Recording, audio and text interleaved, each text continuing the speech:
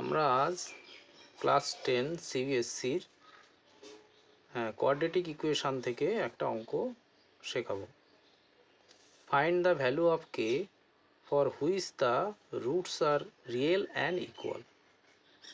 তাহলে কি বের করতে বলেছে? আমাকে কে এর ভ্যালু বের করতে বলেছে, যার জন্য আমাদের এই কোয়াড্রেটিক ইকুয়েশানটার রুটগুলো রিয়েল হবে এবং ইকুয়াল হবে।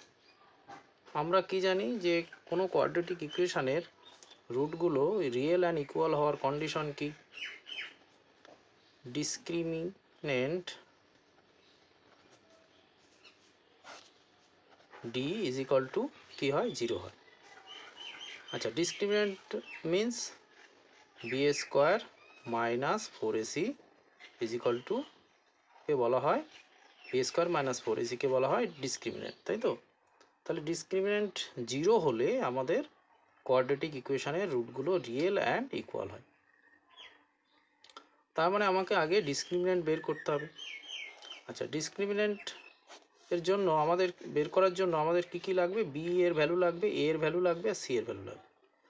আচ্ছা, বি এর ভ্যালু কি হবে? এখান থেকে এই যে কোয়াড্রেটিক ইকুয়েশন, এখান থেকে বি এর ভ্যালু কি হবে? আমরা জানি কোয়াড্রেটিক ইকুয়েশনের জেনারেল ফর্ম হচ্ছে X square plus B X plus C is equal to 0।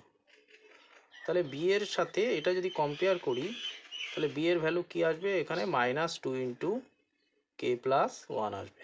-2টা কিন্তু বি এর ভ্যালুর মধ্যে চলে আসবে, যেহেতু এখানে প্লাস আছে। আচ্ছা, এর ভ্যালু কি? এর ভ্যালু হচ্ছে এক্স স্কোয়ারের কোএফিসিয়েন্ট, 4 হয়ে যাবে। সি এর ভ্যালু কি? সি এর ভ্যালু হচ্ছে এই কনস্ট্যান্ট টার্ম, অর্থাৎ কে প্লাস 4। তাহলে আমরা এখানে যদি বি এর ভ্যালু, এ এর ভ্যালু এবং সি এর ভ্যালু পুট করে দিই, তাহলে কত হবে? বি এর ভ্যালু হচ্ছে -2 ইন্টু কে প্লাস 1, এই পুরোটার উপরে হোল স্কোয়ার হয়ে গেল।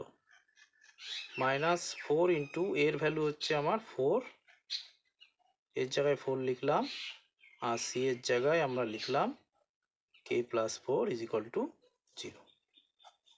এবার এটা যদি হোল স্কোয়ারের থেকে বের করে আনি, তাহলে মাইনাসে মাইনাসে প্লাস হয়ে যায়। তাহলে এটা হয়ে যায় 4 2 টু যা 4 আর K plus 1 whole square minus 16 into K plus 4 is equal to 0। তাহলে এখানে কি থাকছে? 4, এটাকে এ প্লাস বি হোল স্কোয়ারের ফর্মুলায় ফেললে এ স্কোয়ার প্লাস 2ab করলে কত হবে? 2k plus 1 minus 16 into K plus 4 is equal to 0। 4 দিয়ে যদি মাল্টিপ্লাই করে দিই, তাহলে কি হচ্ছে? 4k স্কোয়ার প্লাস 4 টু যা 8k plus 4 minus 16k minus 64 is equal to 0। তাহলে এখানে থাকছে 4k square minus 16k plus 8k করলে হচ্ছে মাইনাস 8k, আর প্লাস 4 মাইনাস 64 করলে হচ্ছে মাইনাস 60 ইজ ইকাল টু 0। এইবার এখান থেকে দেখো 4 কমন যায় প্রত্যেকটা থেকে। 4 যদি কমন নিই, তাহলে কে স্কোয়ার, আর এখানে থাকে -2k minus 15 is equal to 0। Next লাইনে কি হবে? K square -2k minus 15 is equal to 0। এবার যদি এটাকে মিডিল টার্ম করি, তার মানে 15 থেকে আমাদের কত আনতে হবে? 2 আনতে হবে। তাহলে 15কে যদি ফ্যাক্টরি ডিভিশন করি, তাহলে কত হয়? 5 ইন্টু 3। তাহলে 5 মাইনাস 3 করলে আমাদের 2 আসে। তাহলে 2 এর জায়গায় আমরা লিখতে পারি 5 মাইনাস 3, ব্র্যাকেটের বাইরে কি থাকবে? কে মাইনাস 15 ইজ ইকাল টু 0। তাহলে কে স্কোয়ার মাইনাস 5k হয়ে যাবে এখানে, আর এই মাইনাসটা কি হয়ে যাবে? ব্র্যাকেটের আগে মাইনাস রয়েছে বলে প্লাস 3k হয়ে যাবে, মাইনাস 15 ইজ ইকাল টু 0। আচ্ছা, এখানে